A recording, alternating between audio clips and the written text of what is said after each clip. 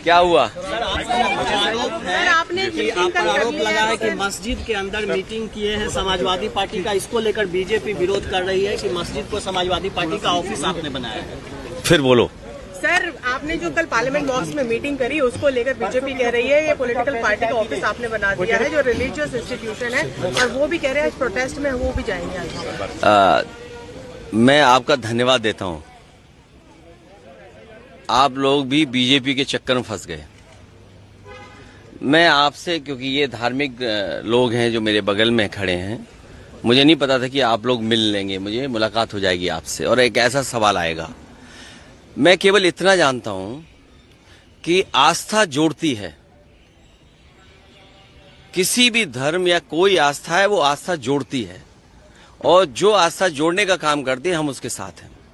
BJP को यही तकलीफ है कि कोई जुड़े नहीं, दूरियां बनी रहें। तो आस्था जोड़ने का काम करती है, और इसलिए हम लोग हर आस्था पर आस्था रखते हैं। पर उनका मत ये है कि पॉलिटिकल मीटिंग नहीं लगा रहे हैं कि अब बीजेपी के कहने से, अब बीजेपी को मीठे से तकलीफ होगी तो मीठा छोड़ देंगे?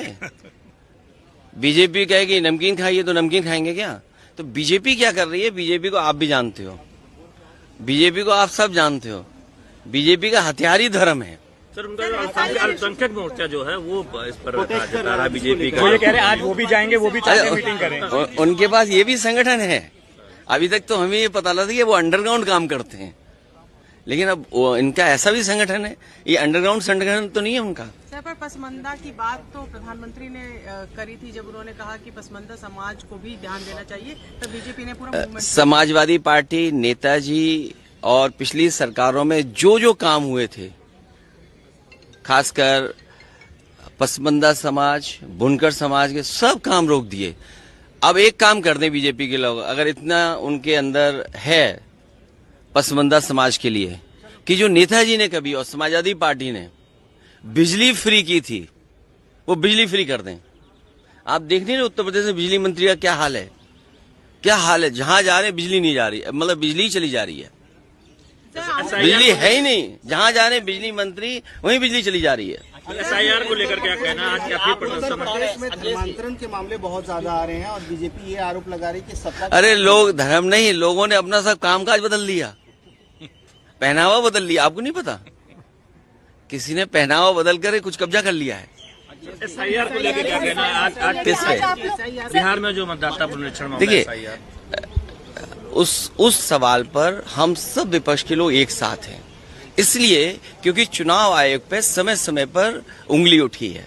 और उत्तर प्रदेश के चुनाव को लेकर के मैंने कई बार आपसे बोला है कि उपचुनाव देख लीजिए कि किस तरह बेईमानी की। इलेक्शन कमीशन की जिम्मेदारी ये बनती है कि ज्यादा वोट डालने आए लोग, किसी का वोट बनना ना छूटे, लेकिन इधर दूसरी एक्सरसाइज कर रहे हैं कि वोट कैसे काटे जाए।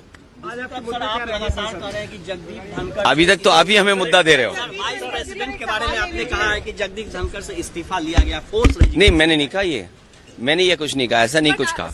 लेकिन ऑपोजिशन के तमाम लोग हैं यही कह रहे हैं कि जबरदस्ती इस्तीफा लिया गया। मुझे खुद जानकारी नहीं है कि क्यों ऐसा हुआ, लेकिन ये बताया गया कि स्वास्थ्य अच्छा नहीं है। लेकिन भारतीय जनता पार्टी के लिए कोई स्वास्थ्य देखने नहीं जा रहे हैं कि आखिर स्वास्थ्य उनका ठीक है कि नहीं है। सर, जो आंध्र प्रदेश के डिप्टी सीएम पवन कल्याण, उनका कहना है कि अब तक हमें अकबर के बारे में पढ़ाया गया, मुगल हिस्ट्री के बारे में पढ़ाया गया, अपने जो लोग थे शिवाजी महाराज जो थे उनके बारे में कभी किसी ने नहीं पढ़ाया, और ये गलत है और ये पढ़ाना चाहिए था।